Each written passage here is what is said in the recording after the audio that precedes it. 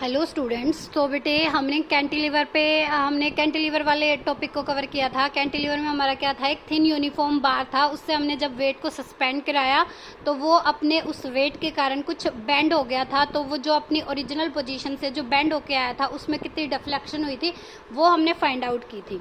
ठीक है, तो उसी टॉपिक पे अब हम क्या कर रहे हैं, न्यूमेरिकल कर रहे हैं। वो क्या है, steel road of circular cross section of radius 1 centimetre is rigidly fixed at one and.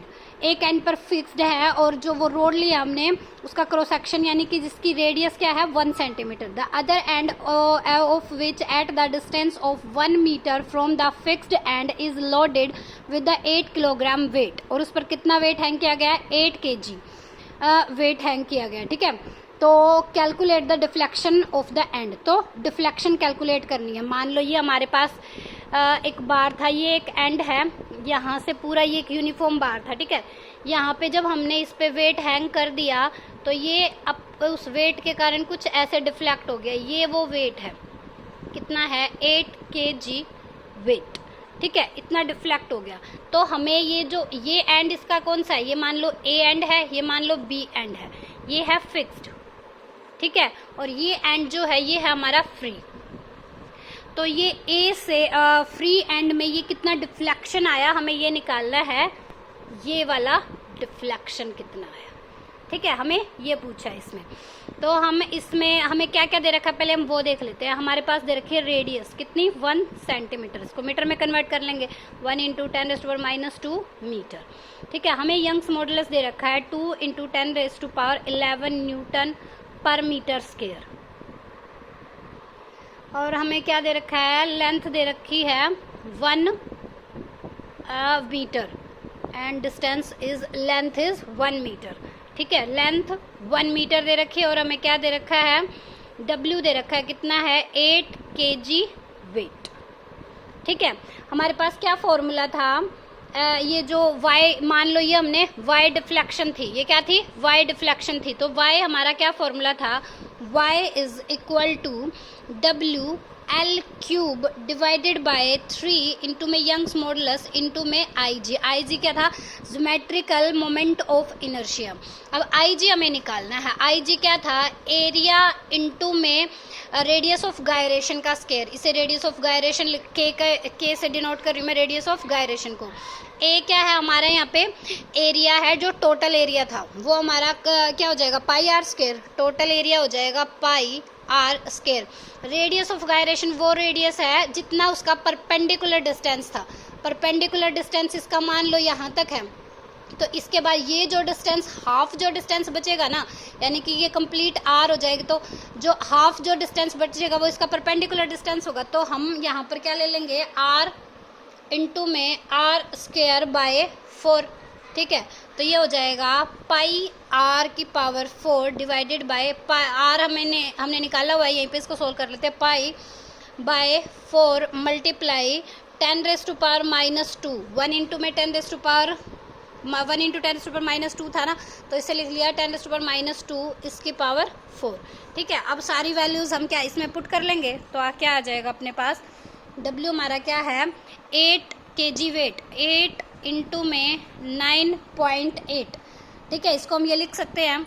अब ये 9.8 ये आ गया न्यूटन में आ जाएगा अपना। तो 8 इंटू में 9.8 इंटू में L की वैल्यू 1 थी, 1 का क्यूब 1। ठीक है, डिवाइडेड बाय 3, गामा कितना दे रखा है, यंग्स मॉडुलस कितना है 2 इंटू में 10⁻11 इंटू में अब आ जाएगा अपने पास ज्योमेट्रिकल मोमेंट ऑफ इनर्शिया। ये क्या आ जाएगा, π/4 मल्टीप्लाई 10⁻8। तो कैसे सोल्व करेंगे, 8 मल्टीप्लाई 9.8 इंटू में 1। अब ये डिवाइडेड बाय 4, ये ऊपर पहुंच गया तो क्या आ गया नीचे, 2 3 जा 6 इंटू 10⁻11 इंटू में पाई की वैल्यू 3.14 इंटू 10⁻⁻8। जब इस कंप्लीट वैल्यू को सोल्व करेंगे ना बेटा तो हमारे पास 1.67 समथिंग आ जाएगा। ठीक है, और ये हमारा किस में है, सेंटीमीटर में या फिर मीटर में। किस में आ गया, मीटर में। तो ये अपने पास इतनी डिफ्लेक्शन हुआ है इस फ्री एंड से यहाँ तक, ये जो वेट हैंग किया है हमने। तो इस टाइप के कुछ न्यूमेरिकल्स इस पे हमें सोल्व करने हैं, ठीक है। बाकी इसमें जो भी न्यूमेरिकल्स आप एक बार करके देखना, देन मैं आपके डाउट्स लूँगी, ठीक है। तो बेटा इसमें हम एक टॉपिक और कवर करते हैं, transverse vibration of A loaded cantilever की। क्या होता है जब ये हमारे पास, मैंने क्या बताया, कैंटिलीवर एक थिन यूनिफॉर्म बार है। तो जब हम इससे एक किसी भी स्मॉल मास के वेट से इसे हैंग करेंगे और उसको बाद में छोड़ देंगे, तो ये क्या है, एक सिंपल हार्मोनिक मोशन की तरह ऑसिलेट करने लग जाएगा। तो ये अब ऑसिलेशंस हमें फाइंड आउट करनी है, क्या है, transverse vibrations of A loaded cantilever.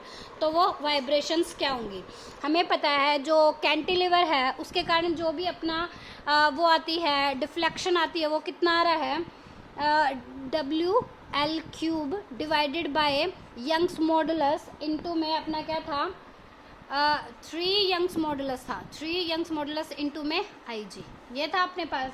अब हमारे पास ये W क्या है, वो जो हमने वेट हैंग किया वो, उसको हम लिख सकते हैं क्या, mgL³ divided by 3 Young's modulus IG। अब हमें ये फोर्स का निकाल लेंगे, फोर्स की वजह से हमारे पास क्या आ रही है, डिफ्लेक्शन आ रही है। तो इसको mg इज इक्वल टू में 3 यंग्स मॉडुलस इनटू में अपने पास क्या है, IG divided by L³ into में ये जो डिफ्लेक्शन हुई है, ठीक है। अब ये वो फोर्स है जिसकी वजह से ये डिफ्लेक्शन या डिप्रेशन होता है, डिप्रेशन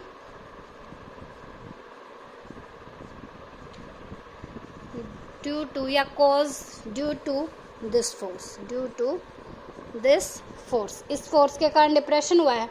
तो अब क्या होगा, एक रिस्टोरिंग फोर्स एक्ट करेगा इस कैंटिलीवर को वापस उसी पोजीशन में लाने के लिए। तो एक जो रिस्टोरिंग फोर्स जो काम करेगा ना, इसको वापस उसी पोजीशन में लाने, तो रिस्टोरिंग फोर्स जो काम करेगा बेटा, उसको हम क्या लिख देंगे, दस रिस्टोरिंग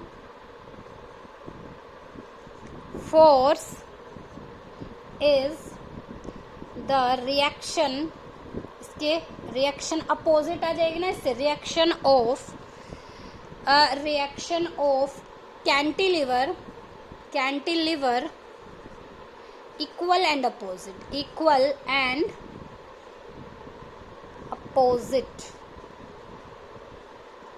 टू इट, इसके इक्वल एंड अपोजिट लाने के लिए। अब क्या होगा, देखो मान लो ये सारी टर्म क्या है, कांस्टेंट, तो ये हमने कोई भी कांस्टेंट मान लिया, तो ये आ जाएगा mg, ये मैं किसी भी कांस्टेंट k के इक्वल मान लेती हूँ, ठीक है।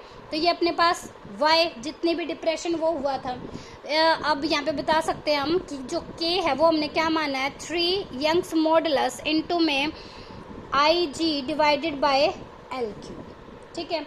यहाँ से क्या पता चला है, ये फोर्स किसके डायरेक्टली प्रोपोर्शनल है, ये जितनी भी डिप्रेशन हुआ है उसके डायरेक्टली प्रोपोर्शनल है। तो ये mg डायरेक्टली प्रोपोर्शनल है।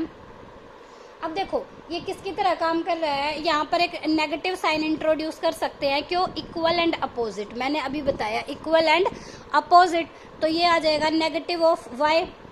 तो अब ये जो फोर्स है ये किसकी तरह काम कर रहा है, एक अपना ऑसिलेशंस वाले फोर्स के लिए। तो रेस्टोरिंग फोर्स जो आया है वो डायरेक्टली प्रोपोर्शनल किसके आया है, इसकी डिस्प्लेसमेंट के। तो यहाँ पे हम लिख सकते हैं that is restoring force is directly proportional to its displacement